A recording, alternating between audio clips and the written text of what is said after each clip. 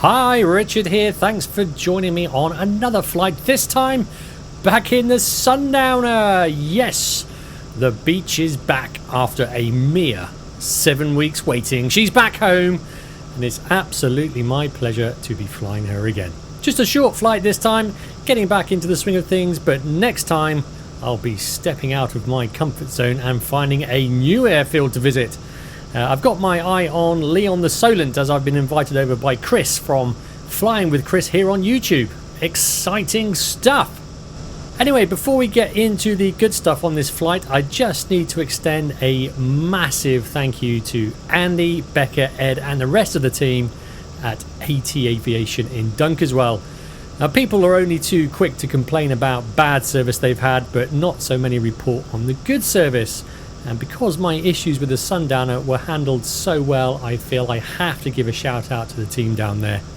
I was bracing myself for a nasty battle, but no, they really stepped up to the plate and covered all the costs of the replacement stabilator, including respraying it and then delivering the Sundowner back to me in Compton Abbas. Absolutely first class. Now, one thing I've learnt in life is when you find a mechanic you can trust, grab hold of them with both hands and don't let go. Although I'm extremely new to this flying malarkey, I now know where the Beech is going for all her work in future. It's a no-brainer for me. So thanks again to Andy and the crew. Awesome stuff. Incidentally, if you're enjoying this video, please remember to hit the like button and pop a comment below. It really helps with the YouTube algorithm and helps the channel grow. And if you haven't already, please also consider subscribing. It'd be great to have you on board. So, back to the flight. For the most part, it was pretty routine. I couldn't fly too far south as there were military exercises taking place. I did spot a military helicopter at one point, but sadly it wasn't picked up by the GoPro. Also, quite a few aircraft around, but not many showing up on Sky Demon though. Hopefully, electronic conspicuity aids such as the Sky Echo 2 I use will start becoming more popular, as they are super helpful. So the excitement started as I was going around the circuit. We had a pilot on the ground who was getting a bit confused with what radio service Compton provides. Compton Abbas Radio, Golf Charlie Hotel Yankee Bravo. Request radio check and airfield information to return flight to us, 1 POB, 4 hours duration. Golf Yankee Bravo. On. Now, if you don't know, aerodromes have 3 levels of radio service. Compton gives an air-ground communication service, or AGCS. An AGCS is simply there to give pilots information to help them, such as air pressure settings and wind speed and direction. They do not give instructions. All decisions in the air and the ground are made by the pilot. In theory, you could take off, land, taxi around, or without making any radio contact whatsoever. But obviously, it's good airmanship to communicate with everyone around you, which is why you will hear me reporting my position around the circuit and broadcast when I vacate the runway. But I don't have to do that. Cross traffic, Golf Romeo Hotel is crosswind. The next level up from AGCS is Aerodrome Flight Information Service, or AFIS, such as that found at Kemble and Leon the Solent. Now, an AFIS officer is basically God when you're on the ground. You have to ask permission to start your engine and to taxi and to take off. You're told which taxiways to take and where to park. Basically anything ground related. You also can't land without permission either. But once you're in the air, you're back in control and the AFIS officer can only give information to help you, exactly like the AGCS. Now, the final level is Air Traffic Control Service, or ATC as it's commonly referred to as. Now, this is found at airports such as Bournemouth and Southampton. And once you're in the ATC's airspace, you have to do everything they tell you, in the air and on the ground. The only time you can overrule them is if you think it's unsafe to carry out an instruction, but you must communicate your intentions back to ATC. Cross traffic, Golf Romeo Hotel is downwind 26. There are severe penalties involved when disobeying ATC, including huge fines, loss of license, and in extreme cases, imprisonment. Now, the pilot of Golf Yankee Bravo appeared to be acting as if Compton was an AFIS, requesting permission every step of the way on the ground. Now, admittedly, not a huge problem. It happens quite a lot at Compton, but this delayed things, particularly during my critical phase on final. Now the other problem I encountered was that on a couple of occasions we had two stations, i.e. aircraft, broadcasting at once. The two stations clashing were Golf Yankee Bravo and myself. Compton traffic, Golf Romeo Hotel is right base 26. Okay, Golf Yankee Bravo.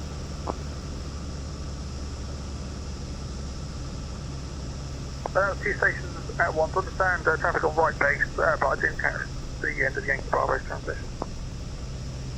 Request line up for 26, Golf Yankee Bravo. Roger, the wind's estimated northwesterly at 8 knots.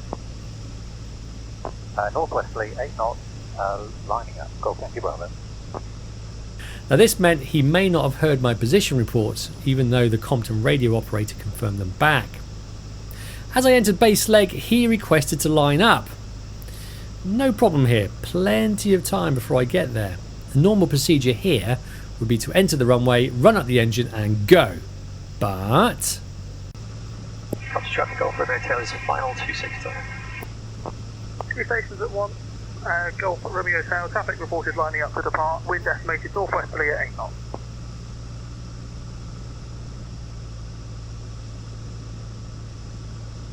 Golf Charlie Hotel Yankee Bravo, request departure. Oh, okay, this is an air ground unit, I can't issue instructions. The wind's estimated northwesterly at 8 knots. Golf Yankee Bravo. Golf Romeo Hotel's going round. he made a needless request for a clearance to depart, delaying things even further. By this time I was on short final and he still wasn't moving, so it was an easy decision. Go around. Now the procedure here is to power up, drop the drag flap, head to dead side and then rejoin the circuit in the normal way. But I was watching Golf Yankee Bravo very closely. He took an age to get moving, and when he did finally get airborne, the climb rate was very low. Now in a low wing aircraft such as the Sundowner, visibility underneath is very restricted. Golf Romeo Hotel is orbiting on dead side. I didn't want to join the circuit with him climbing underneath me, so I elected to do an orbit on dead side and then rejoin. Now this did the trick, but even here I nearly caught up with him as he left the circuit to the northwest. The rest of the circuit went without incident thankfully, and the landing was far better than the last effort. So that's it for this one. Stick around for the landing and me moaning about Golf Yankee Bravo when I've parked up for refueling. See you again soon. Bye bye.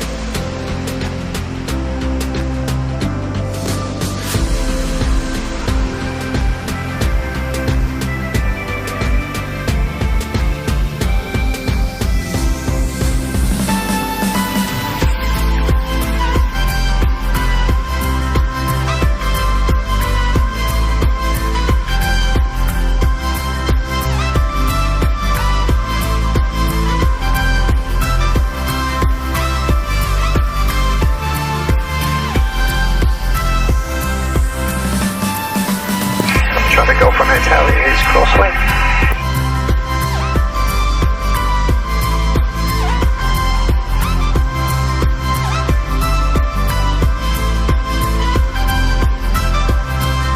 Golf Romeo Hotel, short final.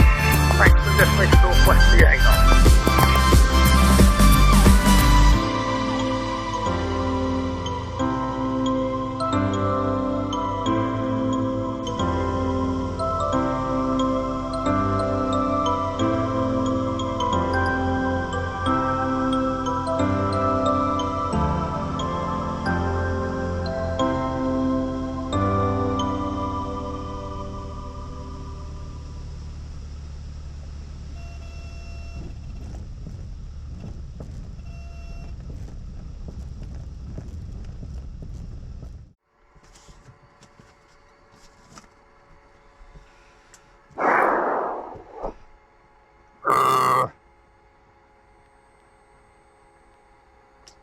That guy was terrible. He knew I was on downwind, back to turn base. He just waited on the runway, asking an air ground radio for permission to take off. Anyway, it's all good fun. That's where all the training kicks in. All good. Catch you later. Hope you liked the video. And if you did, please hit the like button. Even better, hit the subscribe button and the notification bell. See you next time.